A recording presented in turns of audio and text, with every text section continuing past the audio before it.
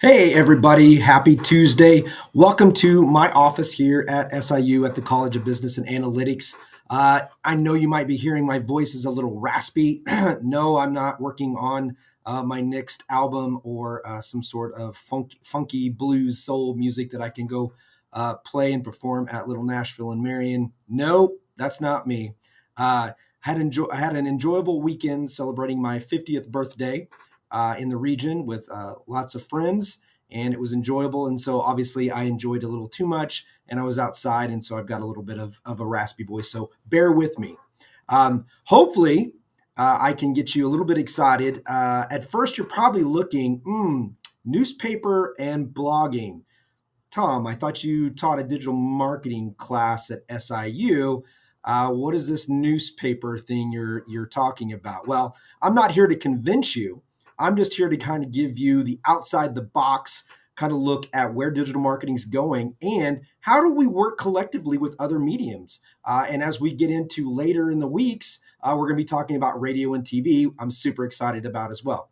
Many of these mediums have had to adapt and adjust over the years, the decades, to fit into this new digital realm that's kind of going crazy and where a lot of the market is at. Some of it's been hit and miss, but mostly they're just trying to adapt and survive. And so I think there's been some really great strides in these other mediums that are outside of digital marketing that can be friendly, that can be collaborative, and can help a business or an organization grow. And that's what we're all about at the end of the day, is growing our business and our organizations. So I want to tell you a little bit about this week. I'm hoping might have to zoom it in, but for the previous semesters I've had Bill Swinford and Rachel Stroud of Swinford Publications, Swinford Media Group, come. Well, Rachel is now working for the city of Marion, and we were going to try to bring in Bill's son, Riley, who's done a lot of really creative outside-the-box thinking when it comes to marketing the newspaper and using digital marketing. So I'm hoping that we can get them on a Zoom for my class, but I wanted to kind of go over some of the citations. I wanted to go over the resources that I provided my students this week that we're going to have discussions on, because I thought it might be helpful for you to understand we don't have a textbook. I have opted to not do a textbook. So what I do is I research case studies, I research blogs, other articles, everything that's kind of institutional, very popular, easy to read. I try to include them as written video, YouTube videos, and podcasts, something that will help everybody try to connect in some sort of way the content that I want them to learn about. It's been pretty effective so far, but I thought this week might be really important to share with you what it is that we are actually reading and discussing. So let's start off with blogs. We're going to be starting off with the state of the blogging industry in 2020. That's about as old, as far back as I'll go, is about 3 years. Okay, so I'll be updating a lot of this content for my class, rolling this over for 2024, getting some more current updated content. So we're going to talk about the state of the blogging industry as a whole in 2020. We're going to talk about guest blogging case studies, 5 big lessons from writing 43 guest posts in 3 months. Writing and being a part of other guest bloggers and getting on other institutions, their pages, businesses, and organizations is key.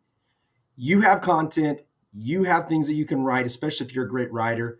Distribute these not only on your page, but distribute them out and get your name, build your brand. Yes, we want to drive traffic back to your website, don't get me wrong, but it also helps when you're starting out to do that guest blogging, guest podcasting, guest whatever it is, live stream, to get your name out there and always have some way to drive them back to where you want them to go. So we're going to talk about 43 guest posts in 3 months. The last one that we're going to talk about is 13 case studies on business blogging and long-term profitability. So if you can see here, we're trying to give different inbound marketing strategies that we can use blogging for. And so we can also use blogging to create money, to create revenue. That was real big about 10, 15 years ago. I've known quite a few people that have done a great job of that. But even blogging is now kind of transitioning into podcasting and live streaming. Blogging is excellent, excellent, excellent for SEO, search engine optimization. But depending on the resources that you have, it can be very time consuming because what you want to do is write something that is also trending, has those searchable keywords, and that people are going to want to read. And they're going to want to read your stuff consistently because you have a different take on it or you have something new to bring to it. Now, we're going to dive in and talk about newspaper. So I've got some very interesting papers and videos that we're going to watch. The first one deals with what happens when a newspaper dies. This is the actual impact on a community when a newspaper goes away. The next one that we're going to talk about, if it comes up here, let me refresh that. U.S. newspapers continue to die at a rate of 2 each week. So we're talking about the newspaper industry, but there's some key elements in each one of these that I want the students to pick up on. And the other one is why marketers are returning to traditional advertising. So we're tying this in to make sure that we don't obsolete or we get rid of a medium that might be relevant for a specific niche or a group of people that you are trying to market to. Just because you think they might not be there doesn't mean they aren't there. So do the research and find out how newspapers can fit into your digital marketing strategy. Not to mention that a lot of them are being creative, and we'll talk about this in class. My students don't even know this yet. I had the opportunity to look at a local newspaper that, guess what they did? They did last week's class and this week's for me. They combined in their newspaper in the upper right-hand corner a QR code, and that QR code takes them where? To more in-depth interviews about the content in the newspaper. So if you want to have those one-on-ones and you want to learn a little bit more about the newspaper, guess what? You can click that little QR code and get an actual audio version of that. I thought that was genius, very creative, outside the box. So these are all things that we're talking about this week at the College of Business and Analytics in my digital marketing class. If you're interested in coming to SIU, being a part of the COBA as we call it, we've got accounting, we've got marketing, we've got MBAs. Come here, check us out. You'll see the little scrolling thing there. I always try to get it backward. There we go. You'll see www.business.siu.edu.